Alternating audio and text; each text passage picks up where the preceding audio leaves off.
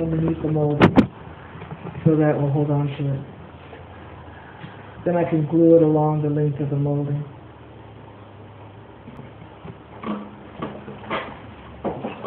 A half round shoe molding or something. We had potluck today at work. You weren't doing that anymore. Yeah, that's alright. Of course, I didn't make anything, so I went to There's only about 2 people that actually work in this place. And those are the people that get in trouble? Yeah, I'm down busting my ass, and I'm looking down there, and they're all down there just having a birthday, singing happy birthday, blowing out candles. Can I help you?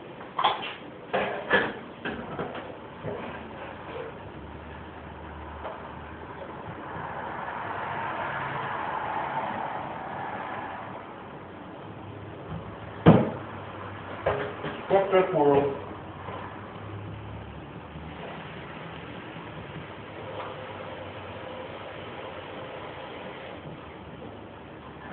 More fucked up by the second. Did you hear anything about the governor of Texas doing his prayer thing in that stadium?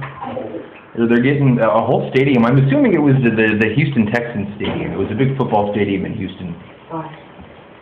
And he's getting a whole football stadium full of people to pray for better goodness and Christian stuff. Only he's having them all pray for different things. Because he had tried this before a couple years ago when they were having a drought where they were all praying for rain. And when it didn't rain after they were all praying for rain, he got a bunch of shit. So now he's having them all pray for something different, so if 1 or 2 of those people get their prayers, he can say it worked. Bye. Bye. Sandra hates America. Oh, and the dude from America died. The one of the singers, the band? Yeah. The way the news was talking about it implied that he wasn't the singer, but one of the singers. Just the tones in those guys' name. The dogs are back in the front yard. It's not their dogs, is it? I don't think so. Oh, over there? They look like extended dogs.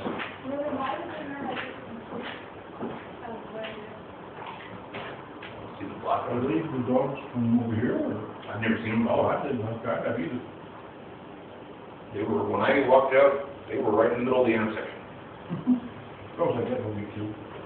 Because some innocent person died trying to avoid them.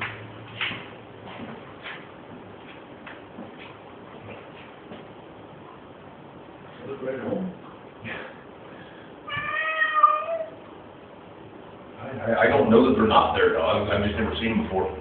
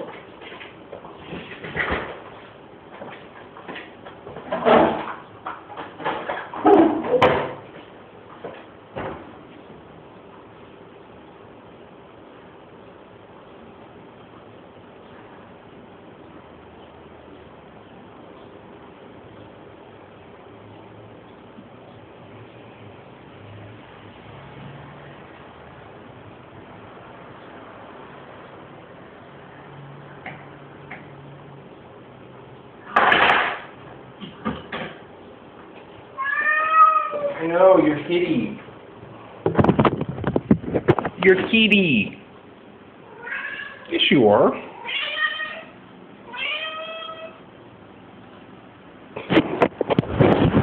Kitty butt.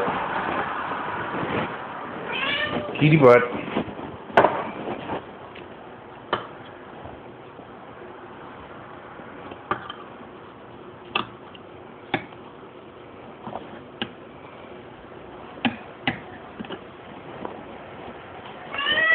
I said kitty butt.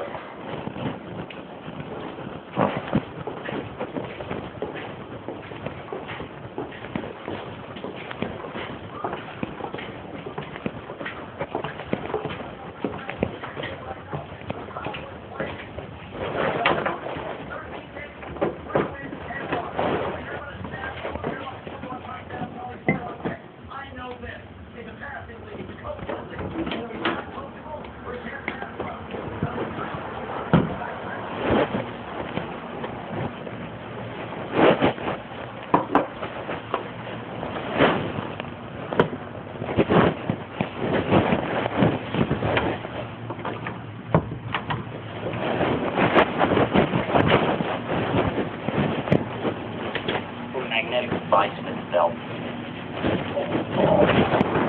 No, I'm so big a man I won't laugh at myself towards balls. Damn it, I'm not a man of sophistication. I'm just a viewer with an opinion.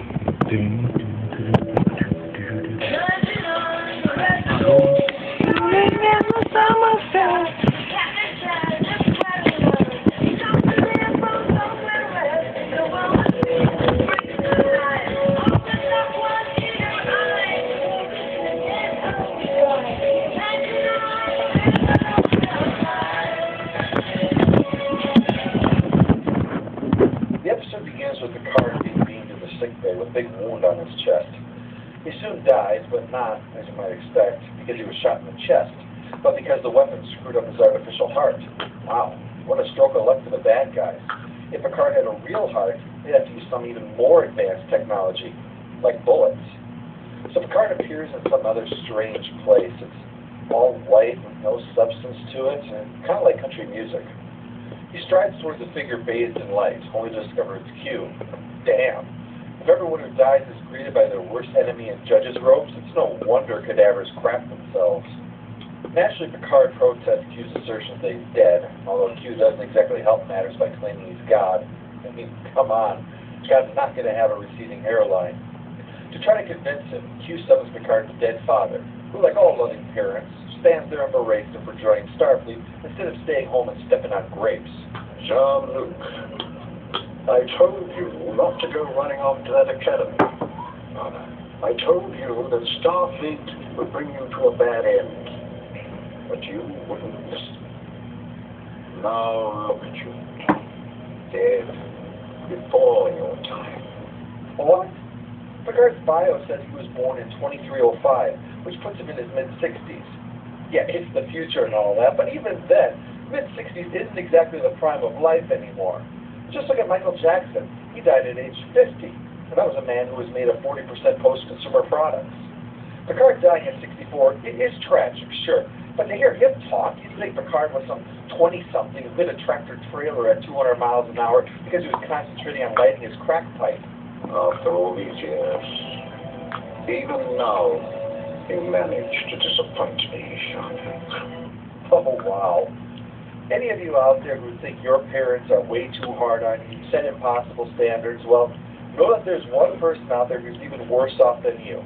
I mean, look at this guy, captain of the finest ship in the fleet, if not the entire quadrant, helped defend the Federation time after time, invented a new tactic so awesome they named it after him, and even stopped the annihilation of the human race by the Borg. And all his father could do was lament that in so doing he managed to die while still having some of his own teeth. After he's sent away, Q brings up the voices of all the people Picard has caused to die through his actions or inactions, but Picard refuses to play along. The real point comes out eventually, that Q is looking to see if Picard has any regrets. And it seems he does have one, that damn artificial heart. You might have lived if you had a real one instead of this unreliable piece of technology. Damn, I knew buying this at Best Buy was a mistake.